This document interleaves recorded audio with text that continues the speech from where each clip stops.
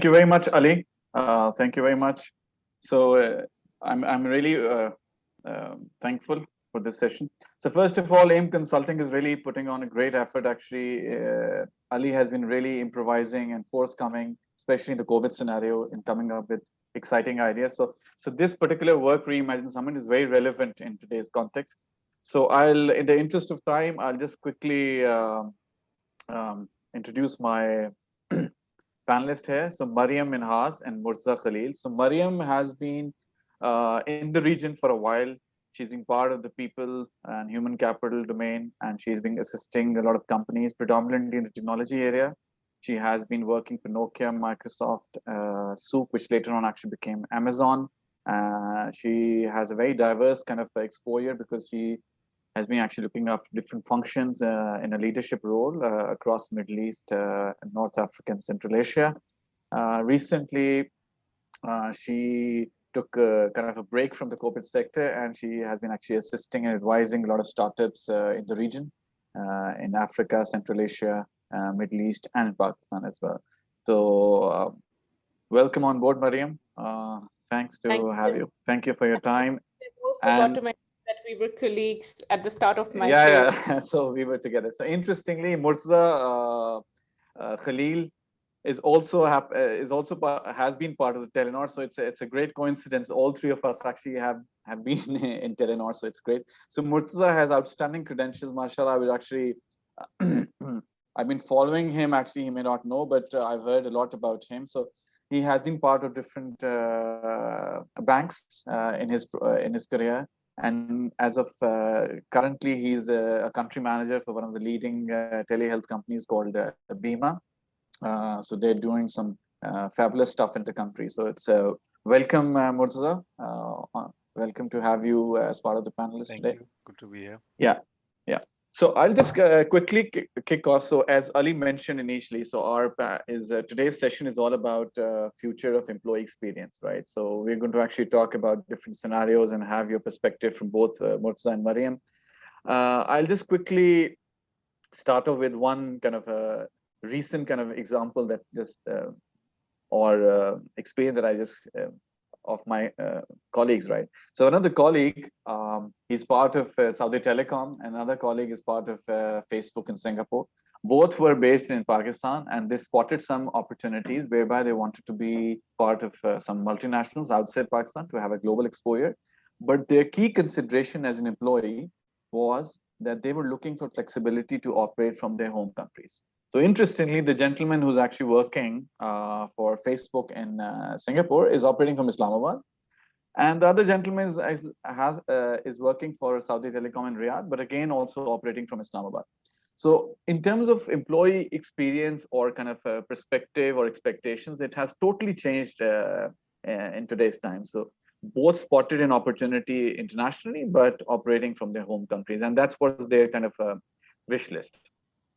So I just wanted to kind of throw this idea to you. So let's kick off this session about employee experience. So I would like to have, we can kick off with Mariam and then Murtaza. So consider an ideal scenario of, or so to speak, a realistic scenario whereby we have either 100% attendance in the best case scenario, or we might actually have a hybrid scenario whereby you have a partial attendance in the offices, right?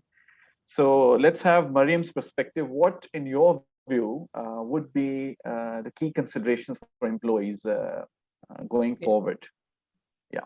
Timur, thanks for that question. So obviously, I feel really passionately about this subject of how do we make workforce inclusive and accepted in these times. So COVID obviously has been hard hit at a personal level for many people and at an organizational and employment level as well. But there's certain positives that have come through the pandemic that I feel are going to continue through as we move back to what we call as a new normal or a full at work. Now, if organizations and employers are going to insist on 100% attendance, right, the one major thing that we need to understand is that employee preferences have changed a lot. So like you said, the talent market has changed quite a bit, where employers as well as employees have access to international talent and talent across the world for the best job, which was not possible before. There might be certain limitations for organizations in terms of double taxation or not being able to place people everywhere. But for a lot of startups, for a lot of entrepreneurs, consultants have come up, and like work from home has become a norm. Now, coming back to what I think it will take for organizations to move to a hybrid or to a 100% model is to understand what are the employee brackets that were hard hit. Yeah. And the hard hit employee brackets were actually working parents. And I do want to draw this distinction on working parents and not just working mothers, because yesterday I've heard a few panelists only talk about working mothers, and we have to shift this narrative. Otherwise, the gender gap is going to be there. So World Forum organization had issued a new report in which in 2019 they said gender equality is going to come in 99 years, and this was in 2019.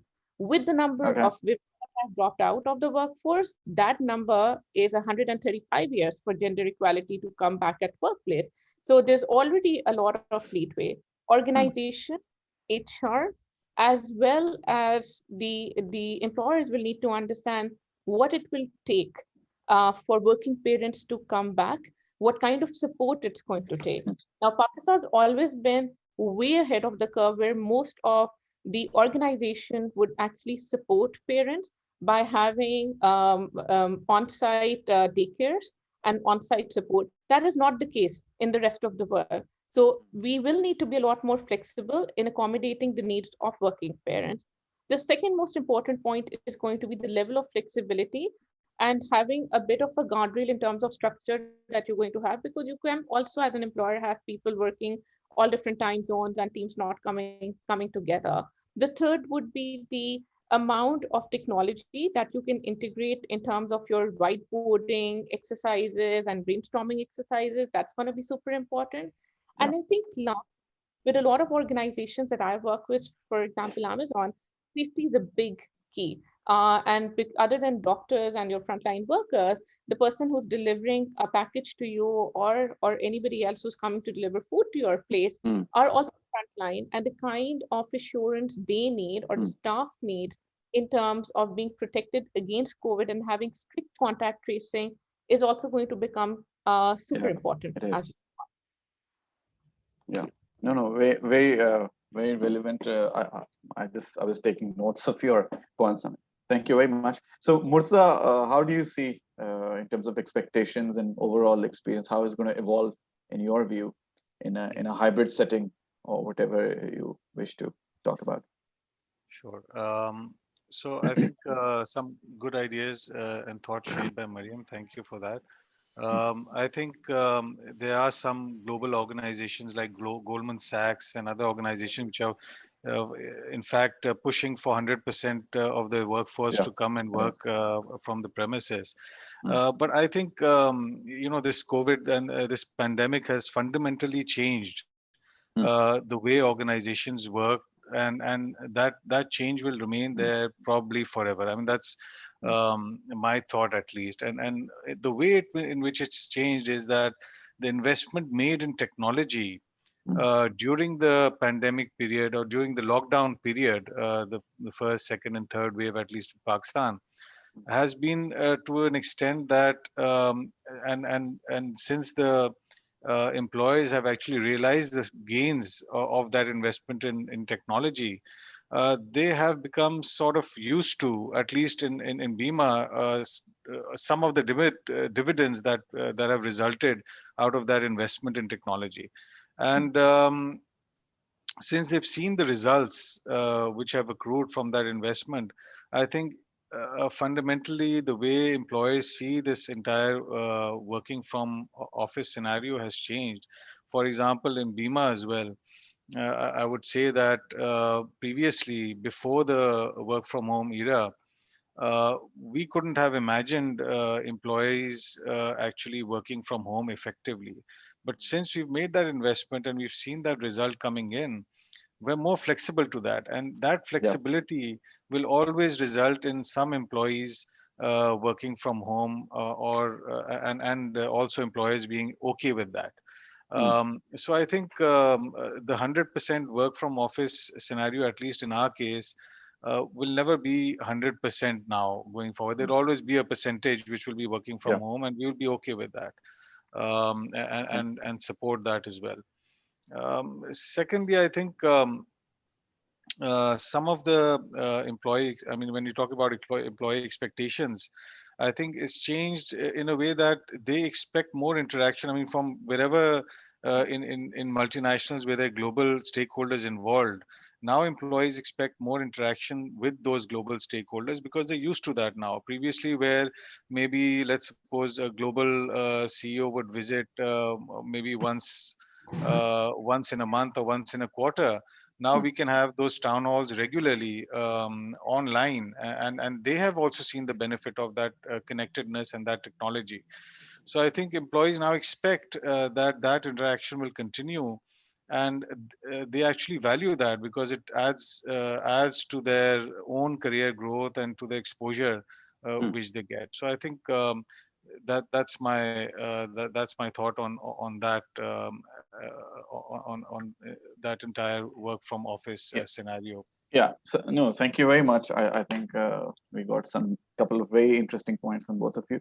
So I was just going through one of the surveys actually as of last night. It's about the hybrid work experience and all that. So interestingly, it just occurred to me. I just touch upon those. I mean, few areas. So one of the notion that actually which was shared by the survey was that a lot of people were of the view that they feel disengaged. They're not part of so they're alienated. They don't have a face-to-face interactions. So this kind of disengagement, do you really, I'll just have your perspective. Do you really see this notion in your experience also from the employee perspective, or is it, what's your take on it, Mariam? So let's have your view. I think it's a bit of both because employees as individuals are also humans. Back in start of 2020, when we went into a complete lockdown mode, this feeling of anxiety and this feeling of isolation came in a lot. People who were single, who were living without families and everything. And there, the social bonding is a lot different because what you look for is that cup of coffee or, a cigarette break or something like that. Not happening. And what we call as, water cooler chats were not happening. So even we as professionals felt that we were not getting the nuggets of information that we would do. We're walking in the corridor or when somebody would just come in, grab a coffee and do that. So we've actually transcended quite a lot from that point onwards to where we are today. And let me tell you what has worked. What has worked is that leaders have been super conscious and empathetic of where to draw the line. At times we've also gotten feedback where leaders have been overly in your home environment, and we've taken employees a lot of guts to say no, this is my time and you can't encroach into it. And it's meant for global leaders a lot of cultural assimilation also. So I can quote you an example from my own. I was part of the APAC leadership team where one of my Japanese colleagues actually messaged me and she said, hey, can you turn off your camera? And I was like, I thought I was being inclusive by having my camera on.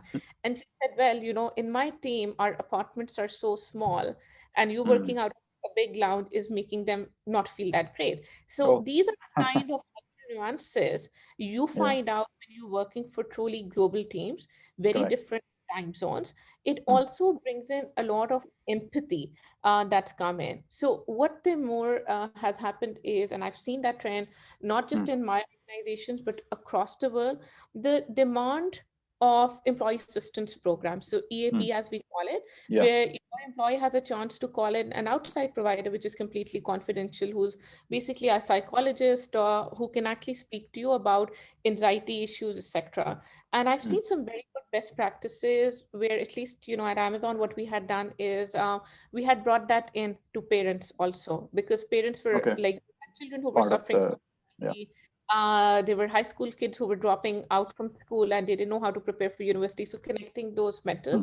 But here the difference is a lot around a new breed of people managers that are not insecure, that are more productivity driven, who are not insecure remote managers who are checking in when you dialed in, Yeah. when you check your WhatsApp, what was the time that you sent your last mail? Was it 1 a.m. or not? And that's going to guarantee productivity? No. So we've come a long way from these archaic old set mindsets, and we're focusing a lot on what determines productivity. And I think that's going to be an evolution where this whole notion around face to face. Now, I think the biggest challenge, and I must admit that this is still a challenge, is when you hire new people. When you hire new people in your organization, they have no clue about your organization culture. Yeah. A lot of Correct. people are hired without, coming into office or without meeting their manager. And that's where I think things need to evolve a lot in not Correct. feeling that connect in terms of face to face. And that's where I think the hybrid will help, because you will have some sort of kind of interaction with people, right? So otherwise it's like total alienation. So Mutsa, what's your take on it? Do you really see this notion as a real one, realistic one, that the employees feel disengaged and alienated because of this scenario of work from Yeah. home? What's your experience? How would So, you? so I mean, when we went through this entire change, overnight, out of 1,500 employees, we had to have around 700, 800 people working from home, where Okay. most of them were sales associates. Okay. And we had to set up systems at their premises, give them laptops, ensure that they were able to connect, give them the different MiFi and dongle devices to be able to Correct. connect to the internet and get through. And Hmm. one of the things we noticed was that I agree with Mariam that there was at times, I mean, not just I mean, the working hours actually increased in work from home scenario rather than work from office scenario. So people were Hmm. themselves not able to distinguish effectively the difference between the working environment and the home environment. So they were working extensively till 8 p.m., 9 p.m. In the evening as well. And because, as you know, when you're working Hmm. from the office, you close your day and then you come home, and that's the end of it. So we put some checks and balances there, encouraged a better a work-life balance as well, and made some policies and guidelines to ensure people don't work extensively after their work hours or after 6 p.m. Um, Additionally, what we did was to increase, the socialization aspect, because I think the three things which affect the, working from home environment and or the hybrid environment. One is technology, Yeah. second is connectedness or socialization, and third is productivity. Hmm. People need to have the ability to work from home. For that, they need technology. B, they need to feel connectedness. For that, we can have maybe a Meetings or weekly something. event, Yeah. Yeah. a weekly town hall. And Yeah. third, they need to be able to produce or to deliver what they actually set out to do. Because what we've Output. realized in output, because what we realized at Vima is that, I mean, during this time was initially we thought that people, when they go home and they start working, Hmm. they'll probably relax and not put in effort or not want to, Hmm. deliver the sort of results which are required. But Correct. actually, we had a lot of people who would call up and say, "Hey, my internet is down. I need to deliver. I need to work, and we need to be able to do that." So we provided them that infrastructure to be able to do that. So I think Correct. the hybrid environment can work. It has worked before. We've seen the results. It's Hmm. just that we need to ensure we keep an eye on those three elements: technology, connectedness, and Okay. productivity, and Productivity. enable people to deliver. Yeah. That's brilliant, Sanana. Point taken. So let's switch gears. So we had a good stock of what's happening in our experience during COVID and how people are kind of reacting to different situations. So let's switch gears and see how, in our view, in your view, actually, how you see the future in terms of the experience or expectations, so to speak, from the employee's perspective. So let's have, so Murtaza, how do you see, what would be kind of 4 or 5 kind of pertinent aspects or aspirations or expectations in your view in terms of from the futuristic perspective, right? Because as we all kind of agreed to this notion that hybrid will most probably will be the kind of a setting that we will be in. So how do you see going forward? What would be the key expectation from the employee's perspective in terms of the experience? Yeah. And the 4 or 5 maybe areas that you want to highlight. I think the most important aspect is employees would expect better technology. Again, coming back to that, we've invested heavily in a JAS cloud infrastructure, on the Correct. dongles, to providing that to all the agents and the sales associates and the workforce, making sure they have Microsoft Teams or Zooms installed and they know how Tools. to use that. So Correct. the tools is something which is very important, which employees expect that they will have. Previously, we wouldn't be maybe expecting employees to demand better quality laptops or devices, Right. etc. But now there's something which they expect, and that is a very basic operational issue which they require. Sure. And I think secondly, they require a more flexible management style Yeah. and a more flexible leadership style. Correct. You see, if we still start working the way we once did at a point in time, where you expect people to be there at dot 9 a.m. and leave at a dot time, and make sure that they put their attendance and sign their attendance, and put their biometric or whatever, etc. Yeah.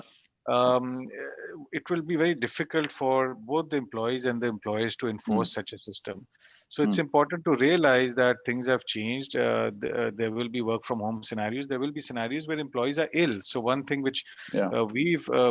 expectation which has developed in our organization is that people, if they're not well, or if they have some symptoms, they can simply choose to work from home and simply inform the manager, rather than Flexibility. Yeah. us checking whether that's right or not, or whether getting a doctor's certificate or not. That is something which is required in the post-pandemic environment, or because that could be a serious illness which can result. Secondly, they expect also better health insurance. So we saw previously that when this pandemic hit, some of us found out that the health insurance doesn't cover pandemics, and we had to take additional coverage for that.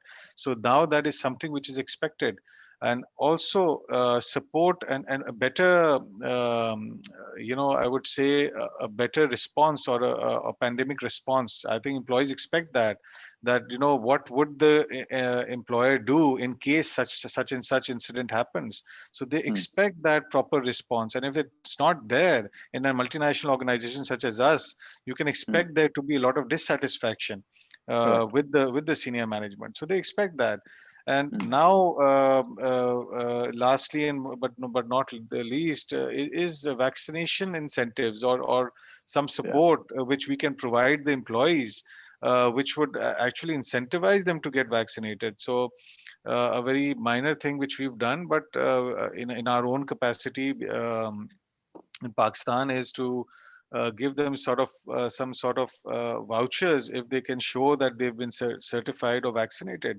Rather than push them that you must be, because that is something which we don't believe in forcing people to do something or the other. But I think incentivizing them or supporting them in doing that. So I think that is another thing which is important. I think um, uh, one other thing which I would like to mention is that the management side of your team, or the senior management side of the team, would also expect the organization to play a more proactive role in the country to support in such incidents. So like we partnered with Digital Pakistan and did a lot of those initiatives, and those initiatives actually were valued by our employees and made them feel proud that, look, we're doing a service, we're providing 75,000 consultations a month, telehealth consultations, and providing that help to the people of Pakistan in countering any sort of crisis. So I think um, some of these things are very important to look at in this current environment. Yeah. So, thank you very much. Yeah. So, couple of very interesting kind of comments. So, what about you, Mariam? How do you see the going forward? What would be the expectations? Because you've been dealing with the people area. So, as Murtaza pointed out, the technology and all those. So, how do you see from that? Murtaza has given an extremely extensive list. So on accounts of not sounding repetitive, I do think just building up on what he said, technology care plans. That's That's going to be given. important. That I look at, an organization, it's your employees as well as your managers and your leadership, and both Sure. of them will require a lot of different kind of interventions as well. I think communication and transparency is a bottom line. It's a virtue that's going to Yeah, be key. correct. Employees do want to understand in this hybrid model, especially the ones that are working from home, are they at a disadvantage? The ones who are getting a lot more face time or are getting an opportunity to work from home. So we as people and culture professionals, along with leadership, need to make sure that there are agile performance management systems and an understanding, as well as learning and development interventions that appeal to both groups of employees and managers both. So this is actually going to become really key. The other thing that we need to understand is that the age-old mindset of stability has changed. Employees right now also have had a aha moment that, life is too short Yeah. and let us our passion project. So as employers, you do have a responsibility to offer them something that they're super passionate about it. I've gone through a similar journey myself. I'm currently on a mom pause. I love being a mother, but I love doing something that is setting up and more entrepreneurial in nature. This is a call I would not have made 2 years ago. Correct. So I Correct. can put my personal example of, what aha moments all of us have had. So this is really important to look at, job enrichment in a way, not in a classical way, because your employees also have access to all these global organizations. And I do consulting for a lot of organizations that are just wowed, for example, by the engineering and tech talent in Pakistan. Yeah. Will be amazing. Don't go with that notion that this is a captive market and, yes, the situation's bad and they're just going to stay. So that flexibility that Murtaza spoke about is going to be important. It really I want to come back to parental care again, because this is extremely important. And I think we have a very myopic view that this needs to be offered only to mothers. Needs to be offered to parents, and this need to be offered to male employees also who have children that needs to be managed Sure. Sure. as well. And I think the last thing is going to be coaching a new generation of people managers and leaders, because, let's face it, us as leaders are also humans. And while there's so much expectations from the employees on the leadership, what kind of support are you providing to leadership to work in such a more diverse and remote organization, which requires a lot of different skill sets to manage versus face-to-face interaction? So all of these things combined, along with what Murtaza has said, I think are going to be important considerations. I also think that we should have the ability to switch on and off.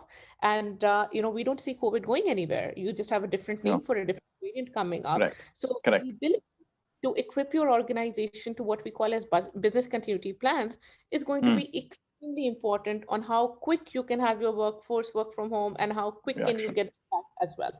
Sure. Sure.